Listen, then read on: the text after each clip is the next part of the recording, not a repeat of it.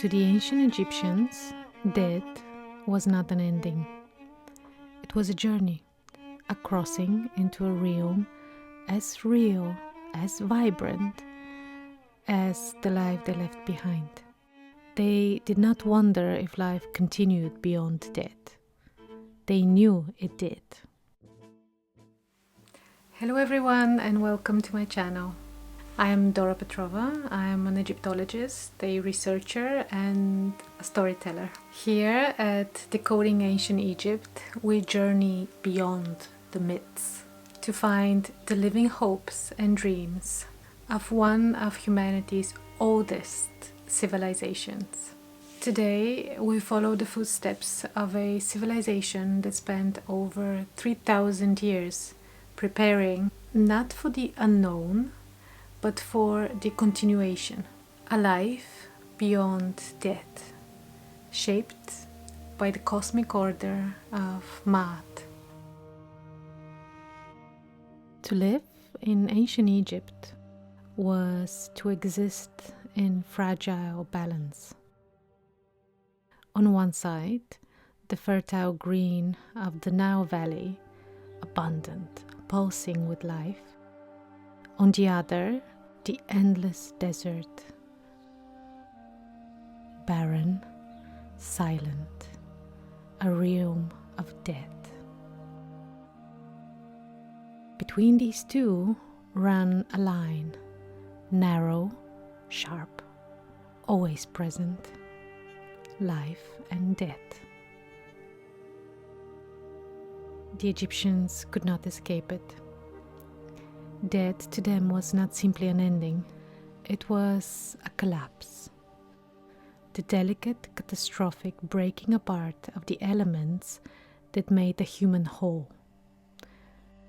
Ka, the vital force, slipped away. Ba, the personality, scattered like a flock of startled birds.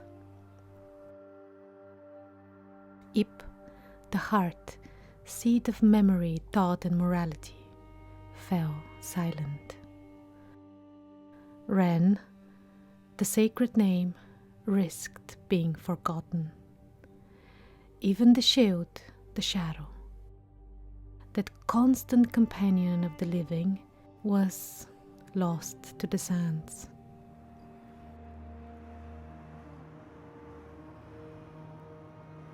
From the tomb of Neferhotep, a cry of anguish survives. My legs are motionless. My arms cannot embrace. My mouth does not speak. My heart does not remember. I do not see those I love. I dwell in solitude. In these words, we hear not the fear of death itself, but the terror of losing all that once made life whole. Movement, voice, love, memory. To die in Egypt was to risk scattering into oblivion. To prepare for death was to fight. Faced with the certainty of fragmentation, the Egyptians responded, not with despair, but with creation. They built homes for eternity, tombs carved deep into the rock, painted with gardens, music, and feasts. A world preserved against time. They mummified the body, wrapping it carefully in linen and resin, not to deny death, but to give Ka a place to return. They offered food, drink, flowers, incense, gifts not to decorate the dead, but to feed the Ba, to nourish the life beyond life. In countless prayers and rituals, the fear is clear, not of death itself, but of being torn apart, forgotten, lost forever. To die was to break, to be remembered, to be reassembled through ritual, memory, and sacred words, was to achieve eternity. Beyond the fragile border between life and death lay another realm, the Duat. Neither simply hell nor heaven, the Duat was a twilight world, vast, shifting, and filled with peril. Here, the soul would journey, guided by sacred knowledge, armed with spells memorized or written on papyrus scrolls. The Duat was a landscape of rivers and lakes of fires, of towering gates guarded by fierce deities, of fields where the soul might stumble or soar. This was not a journey left to chance. It was a journey shaped by wisdom, memory, and sacred action, of knowing the right words to speak, of recognizing the guardians, of remembering secret names, of standing firm against chaos. In the Duat, the soul faced its own undoing, but also its greatest hope, to emerge purified, luminous, and ready to stand before the divine. At the end of the soul passage through the Duat, a final trial awaited. The soul stood before the gods of the whole of two truths. Here, the heart, Ip, the seat of thought and memory, was weighted against the feather of Maat, the embodiment of truth, balance, and cosmic order. The heart had to be light, not free from sorrow or mistakes, but free from betrayal, falsehood, and the corruption of Maat. Anubis, the guide of souls, laid the heart upon the scales. Thought, the keeper of wisdom, recorded the outcome.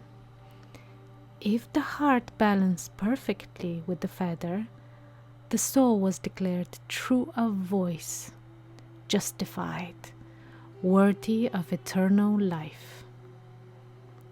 But if the heart was found heavy, burdened by wrong, it was devoured by Ammut, the fearsome being part lion, hippopotamus, and crocodile. For the Egyptians, this was the only true death to be feared. Not the death of the body, but the death of memory, death of identity, death of existence itself. Thus, they lived striving for Maat, building lives of balance and beauty, so that when they stood at the door of eternity, their hearts would be light. For the Egyptians, this was the deepest law of existence, that to live rightly was to endure forever, that the balance within would be reflected in the judgment beyond. The ancient Egyptians lived between two worlds, the world of the green valley of Nile and the world beyond the horizon. They did not wait for death to find them unprepared. They built, they carved, they remembered, fighting against forgetting, against scattering. Their dreams, their fears, their hopes still whisper to us across time. Thank you for walking with me today, for listening to their echoes, for stepping into their memories. If you hear the pulse of the ancient voices the way as I do, I invite you to subscribe and to continue this journey of decoding ancient Egypt. I'll see you guys next time, and until then, may Maat walk with you, and may your voice be truthful.